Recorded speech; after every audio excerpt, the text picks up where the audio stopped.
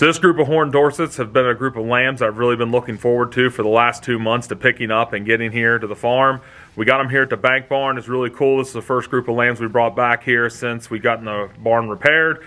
And also this group of Horned Dorsets, they're just so much different than all the other lambs that we raise. So it's just really cool feeding them out and just watching them grow and develop. So we had those Horned Dorsets stuck over at the bank barn. One of the main reasons why we did that, we still had feeder lambs over here in this pen that we're going to be going to the processor in just a few days, so we just figured we'd put the Horned Dorsets over there. That way we'd have plenty of room here at the house.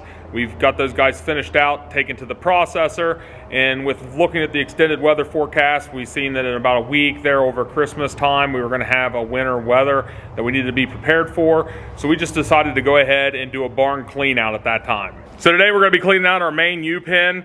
What I went ahead and did to make room, this week we shipped these feeder lambs to the processor, so we had room over here. So yesterday we cleaned out these pens, put down fresh barn line and straw, so all the ewes are in one of these pens right now. We went ahead and put all the rams, separated them off. The 3 rams over in the pen, they're going to be spending the winter in, so they're over getting used to each other right now. And I also left these red gates set up here out in front. That way, as I'm cleaning throughout the day, I can give these ewes a little bit more room. So like I said, this morning, me and Rachel sorted off the sheep over here, split them all up. We got this pen all torn down right now, all the gates picked up out of the way. So I'm gonna go ahead and start using the grapple bucket here on the skid steer. Rachel's gonna be in the truck with a dump trailer on there, so that way she can take it to where we wanna store it at to spread it onto the field and dump it, and that way I don't have to track back and forth to the skid steer or take the time to spread it today.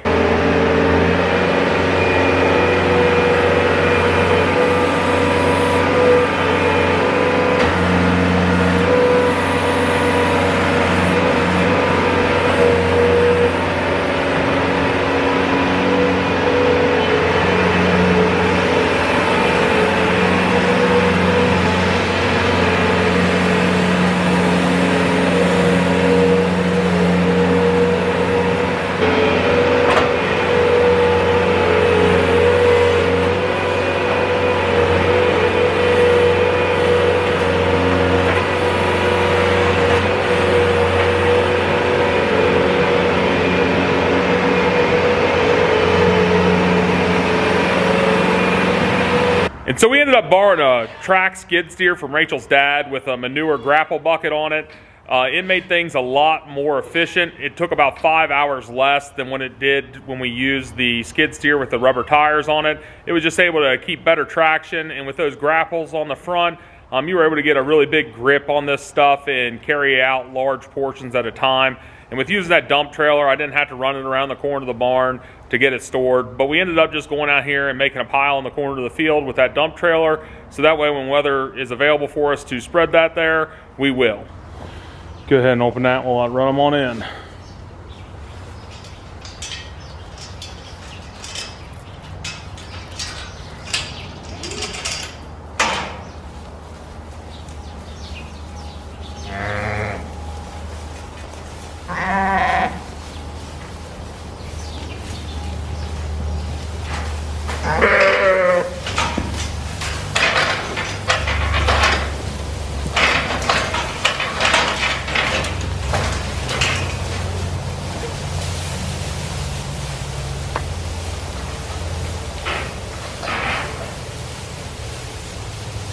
So now we have this large area for the ewes all set up, ready to go. I need to still make another hay feeder for them and start making up some new lambing jugs, some styles that we wanted to try. I got to get those all put together. We have until about the middle to end of January before we start lambing. But with all of them in here in this pen, it should make things really easy because it's really open for us, and we have a really good plan going forward with that. And we had the manure spreader sitting here also, and we were going to go ahead and spread it, but we decided with that weather coming up, like I said, we went ahead and went over and brought the Horned Dorsets over and put them in this pen here. That way, going out throughout the winter, we'll be able to keep a really close eye on them. And with that storm coming, it's just a lot easier for us to take care of them when they're here at our house.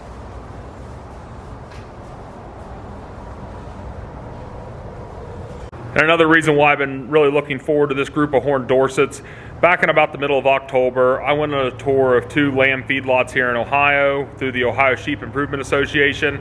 I was able to learn a lot of stuff there, take a look at how their operation runs and basically how their lambs are finishing out. They're raising their lambs to provide to a processor that is basically processing lambs that are for resorts, hotels, restaurants, fine dining, all up and down the East Coast. And that was a big focus, is talking about kind of how they're feeding them, getting them to the finish that they want. And I found it very interesting and got a lot of good information from them by asking them questions about how they're feeding their lambs and basically like their intake, because their lambs are getting shipped to them on a semi-trailer from across the country. A lot of times they're receiving lambs from Utah and California. And just how are they treating their lambs in the first 24 hours when they arrive on their farm? How are they treating them throughout the first week? Just asking general questions like that, just anything that I could basically bring back here and apply to our process of receiving lambs. And I really found that interesting because a lot of the talk is that these lambs are being raised for fine dining establishments, white tablecloth restaurants and resorts, things like that, and that these were just the top cuts and choice of lamb that were being raised. And it really got me thinking. I know we raise a great product. I know we take great care of our lambs. We put a lot of work in them to get the best quality product that we can get. But after going to that, I really started thinking, are there ways that we can increase and make our lambs better? And so when I got back from that tour of those feedlot facilities, the very next day, I decided to start changing things up a little bit with this group of lambs we had. We were about halfway to finish on them, getting them ready for that processing date. So we decided, let's just try something different with some of the stuff that I learned up there. We did that, and we really noticed a change in the lambs. On our end, just the way they looked, kind of the way they moved around the pen, the way they were eating their feed. We didn't really change anything with their feed or anything like that, just, you know, different amounts at different times. And the real test for us was, what were they going to yield when they go to the processor? Well, this group of lambs yielded a little bit more meat per animal more than the other group that was getting fed the same feed in the same conditions as them. So that's why we decided with this group of Horned Dorsets, we changed everything completely, from the way we bring them home and what we do with them once they're here for the first 24 hours, for the first week, for the second week. We're doing everything completely different. And it's a little bit crazy because we've been pretty good on the way we've been raising lambs up until this point. Had great luck with it. Everything seems to be going fine, but we feel that if there's a way that we can get better, we need to give that a try also. So already with this group of Horned Dorsets, when we brought them over to the bank barn, for the first week, I had them on an electrolyte cycle, giving them electrolytes on and off throughout the days. And we really noticed that they never slowed down on their water consumption, and they didn't slow down on their feed once we started giving it to them in the amount that they needed.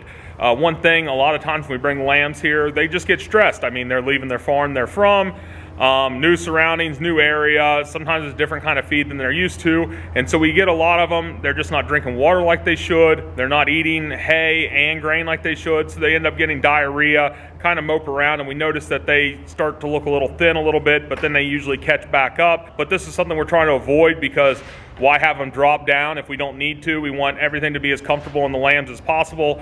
And that is one thing we did with this group. And I will say that if we take nothing away from this other than that, I feel like this group of lambs in the first 7 days they came to our farm has performed better than any other group that we've raised. And another thing I just added to their pen tonight, we're starting to give these lambs a special formulated mix of minerals that's just geared towards lambs. I've never done that before. Usually they get enough of it out of their feed and the mix that's put in their feed for them, but we're just adding just a little bit extra. I'm talking like a ½ an ounce per head per day off on the side. If they consume it all, I'll add a little bit more, but if not, I'll just leave it in there. It's basically just a little dusting in there, but all we're aiming for with that is making sure that these lambs have their every need met. I'm feeding them twice a day. We're really micromanaging the way that we're feeding them. One big thing I've really changed up, which it sounds crazy, it doesn't really add any more time to the feeding process, but I started basically stretching out all their hay, shredding it by hand into their hay rack instead of just throwing it in there by flakes and just busting it up a little bit. I'm pulling it all apart, making it very fluffy, and basically we've really seen a lot less hay waste from that, because I think they're able to pull it out of the hay rack easier, and it just makes it easier on them to consume. And like I said, it doesn't add any more time to the overall feeding, maybe 10 seconds a day, no big deal, but it's just something I noticed that is allowing these lambs to waste less feed and waste less hay, and it seems like they're being able to consume more of it, which is all a good thing. And so we have all these lambs weighed. We weighed them before we brought them home, so that way we know what each one weighs, and I'm gonna start checking on them here probably about the end of January. That'll be about the halfway point for us towards finish for the first group out of here, because I wanna see what their kind of daily weight of gain has been, where they're at. Maybe if I need to separate off the pens a little bit so I can give some a little bit extra, make it not so competitive on them to eat, but we'll just have to see what happens when we end up weighing them. But overall, our whole goal is to just produce the best quality lamb that we can produce. And so currently what we're trying with that is making sure that every one of their needs is met, going above and beyond and just focusing on every little detail, like adding that little bit of extra mineral for them for free choice off on the side, just stripping out their hay for them, because at the end of the day, we don't just want to raise good lamb. We want to raise lamb that would be considered steakhouse quality lamb. We want big cuts. We want flavorful cuts. And I don't mind saying that out of some of this group of lambs, a lot of them will probably be in the 160 to 180 pound range. And a lot of people feel that that's too big. But when I can get a loin chop or a rib chop that is an inch or two larger than other loin and rib chops, that is the product that I want to be producing and selling. I want that premium cut of meat, and what we're aiming for is to get steakhouse quality lamb. And I think that's what's going to be the most fun with this experiment, because that's what it is, an experiment. We don't know if any of this is actually going to improve everything for us that much. We're just going to have to do it and see what the end results are. We'll know in March when these lambs go to the processor, the first group. We'll be able to see it when they come back and compare it to other cuts of meat that we've gotten from other groups. We haven't changed our feed formula or anything like that. They're still eating the same hay as everybody else. So we're just seeing if this process of feeding them and caring for them, all this extra attention to them, will result in extra weight gain and muscle growth. It's going to be interesting to see. That's what really makes this fun, is because you're constantly trying to experiment and change for the betterment of the animal, and in the end of the day for the betterment of the product. And I just really enjoy doing that. Well, that'll wrap up this video. Thanks for watching.